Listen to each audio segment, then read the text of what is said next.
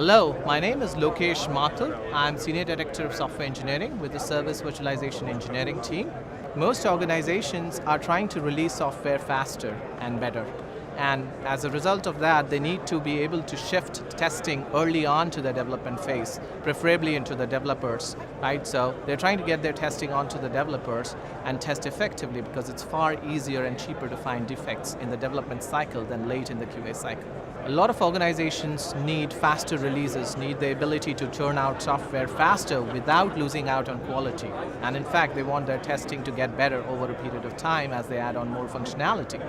Service virtualization is an excellent tool which helps them deconstrain their testing and enables them to test earlier in the cycle as well as test better without having to depend on external services or dependencies. Most legacy systems are getting decomposed into microservices-based systems, right? Which also introduces the need for us to be able to test effectively with those services, sometimes being available, sometimes not being available.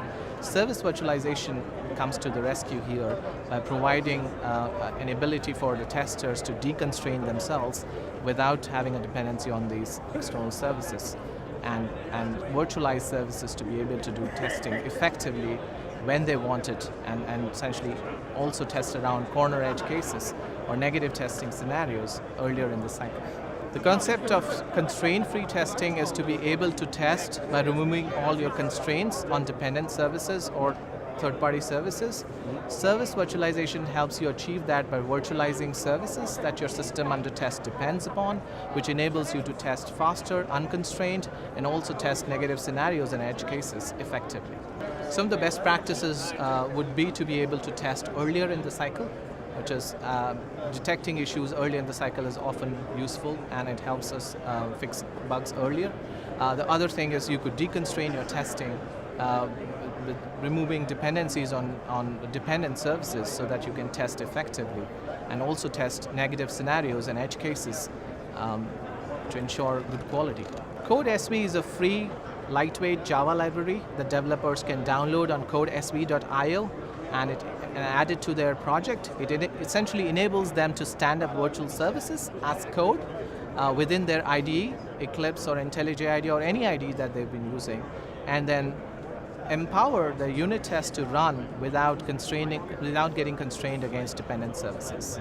CodeSV could be introduced for the developers to essentially write their unit test cases and coding the dependent services without them having to depend on the real services, so essentially empowers the developers and helps with the shift left to the integration testing right into development phase.